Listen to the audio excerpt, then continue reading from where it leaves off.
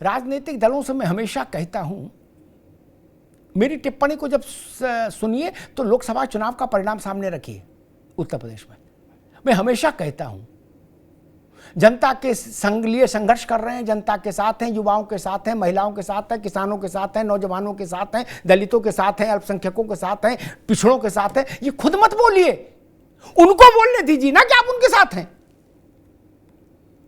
मजा तो तब है जब नौजवान बोले। मैं बात सबसे कह रहा हूं, कांग्रेस से भी, सपा से भी और भाजपा से भी। खुद ही पीठ थपथपा लेते हो सब लोग, उनको बोलने दीजिए ना। 10-5 लाख नौजवान निकले सड़क पर, कहे कि हाँ हमें, लेकिन वो समाजवादी युवजन सभा या यूथ कांग्रेस या भारतीय जनता युवा मोर्चा नहीं होना चाहिए। नहीं, कॉमन लोग उतरे ना। मैं उस बहस को वहां नहीं ले जाना चाहता था। पूर्व की भर्तियां भी मैंने देखी, राजनेताओं का हस्तक्षेप भी देखा। वो बुरा था, इसलिए हम जनता ने उनको दंडित किया, राजनेताओं को। उनको आसमान से बेसमेंट में, जमीन पर नहीं बेसमेंट में ले जाकर पटक दिया, सुजाता जी। लेकिन उसका भी क्या करें कि भर्ती आए तो, लेकिन पूरी ना हो पाए। 100 लोचे, कदम कदम पर संकट। न चिड़िया के नवजात बच्चे की सुरक्षा सरल है, परीक्षा सुरक्षित हो जाए संभव नहीं लग रहा। बोले जी प्रश्न पत्र गलत बन गया, मुकदमा हो गया, बोले अब स्टे हो गया, भर्ती गई। पता लगा 200-400 करोड़ रुपया उसमें पोस्टल ऑर्डर में आ गया और लाखों बच्चा शटलिंग कर रहा है इधर से उधर।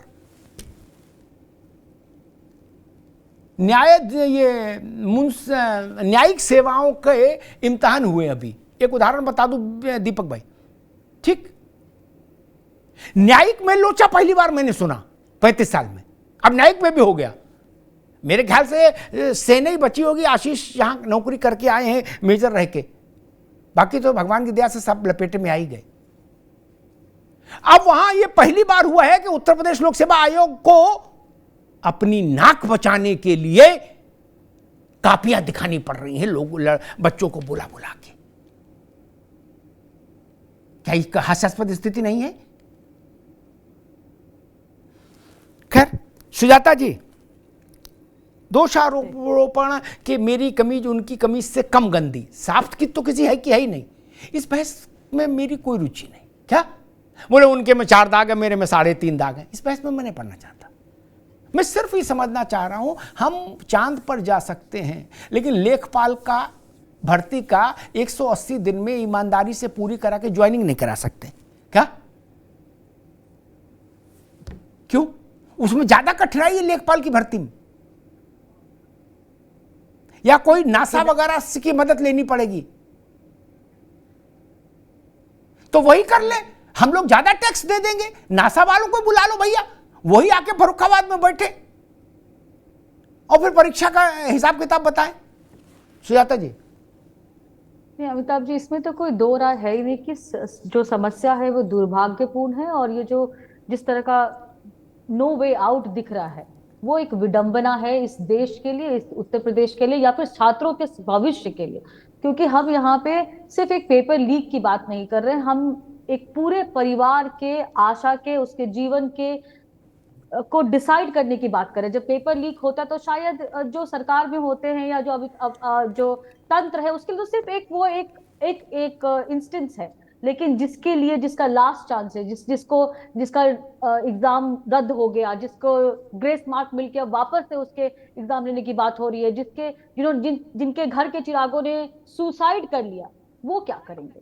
ये तो प्रश्न है ही है। और मुझे लगता है कि इसका तो एक ही रास्ता हो सकता है, क्योंकि चांद पे भी सरकार के ही प्रयत्न से हम पहुंचे, वैक्सीन, कोरोना जैसी महामारी के लिए भी इसी सरकार के प्रयत्न से हमने वैक्सीन बनाई, दुनिया में सबको बांटा।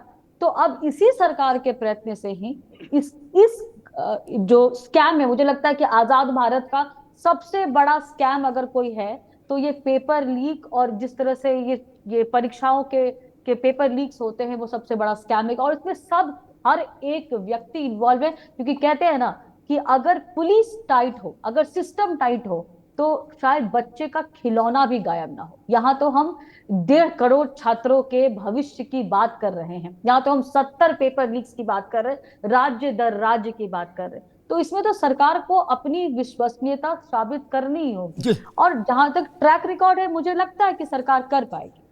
हनुमान जी को जब समुद्र लंघन का अवसर दिया गया, कहा गया कि आप समुद्र लांघो और माता जानकी को संदेश दो जाके रामचंद्र जी का, तो उन्होंने कहा भाई संयोजन है, मैं कैसे लांघ जाऊं, मैं वानर हूं।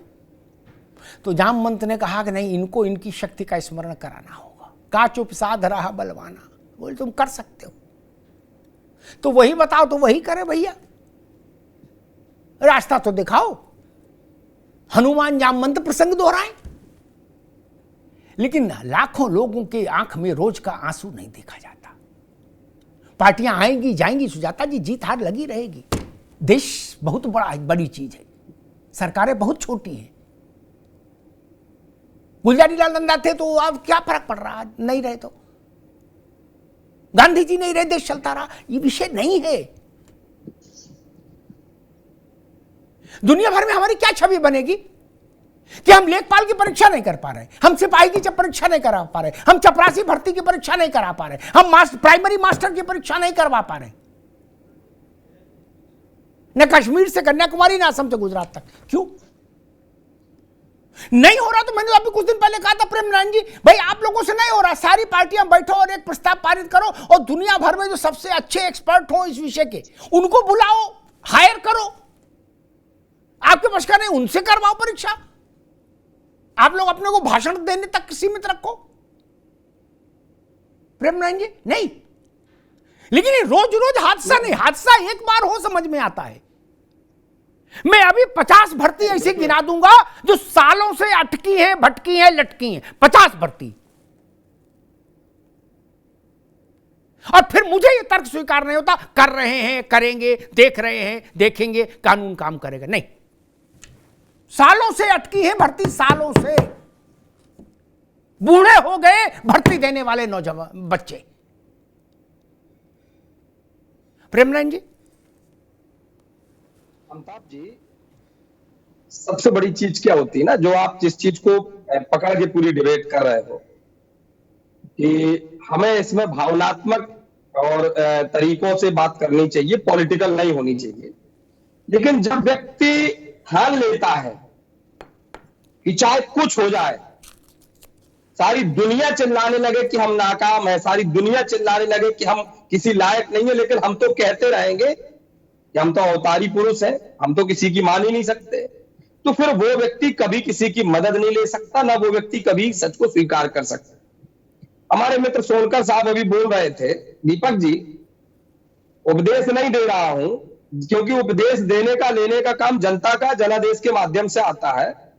लेकिन आपको बता दें कि आप जो लगातार रोना रोते रहते हो, नेहरू जी ने हमें सपने में जगा दिया, नेहरू जी काम नहीं करने दे रहे, पिछली सरकार में लेटर जारी होते थे, नौकरियां होती थी। मित्र पता है आपको, बहुत ज्यादा दूर मत जाइए, यही मुख्यमंत्री, यही सरकार, बांदा में पोस्टिंग हुई थी, एक जाति विशेष के सारे प्रोफेसर बना दिए गए थे। उस समय आपके अमरनाथ यात्रा पर थे। तब कहा जाता है आपका ज्ञान लेटरल एंट्री के माध्यम से ले लो, चाहे डिग्री कॉलेज ऑफ एंट्री के माध्यम से। आप सुन लीजिए, मुझे पता है आपको सुनना नहीं आता, इसलिए जनता सुनाती है। अब सुन लीजिए, प्रदेश में सुन लीजिए, ये सब हाल हो रहा है, फिर वही चीज तब आप कौन सी नहीं सीख पाए हो क्या? अभी आप डिबेट करना नहीं सीख पाए, अभी आप टीवी पर बैठना नहीं सीख पाए। कौन सी यात्रा पर मैं क्या कह रहा हूं, तब आप टीवी पर बैठना नहीं सीख पाए, आपको जनता तमीज सिखा रही है, नहीं सीख पाए ना। मैं जो पूछ रहा हूं, हमारी यात्रा के कारण आप यहाँ बैठे हुए हो, हमारे कारण यहाँ बैठे हुए, तुम्हारी बेशर्मी के कारण, तुम्हारी मक्कारी के कारण, तुम्हारी बेहयाई के कारण जनता तुमको तमीज सिखा रही है, लेकिन नहीं आएगी। क्यों? क्योंकि तुम तो अवतारी पुरुष की भावना हो ना। जनता ने बता दिया, हमने तुम्हारे तुमको ठिकाने लगा, तुमको ठिकाने लगा हर जगह। क्यों जितना क्यों चिंता करते हो भाई? क्यों स्वीकार नहीं? मुख्यमंत्री का रिश्तेदार है, उनका भाई है, उनका भतीजा है, उनका मासी का लड़का है, उसको नौकरी दी जाएगी, यहाँ काबिलियत के आधार पर दी जाएगी। जो परीक्षा में उत्तीर्ण होकर के जो उस परीक्षा के लिए मान्यता रख करके जो उस परीक्षा के लिए तय करके करता होगा, आने वाले समय की जाएगी। सोनकर जी इतना आने वाले समय में एक एक चीज का हिसाब देगी। तो साइट खोल नहीं पाते हो, आवास की बात करते हो, तो ये जनता स्कैम करके जो जनता तो एक एक चीज का हिसाब लेगी और जनता उस बात का जवाब भी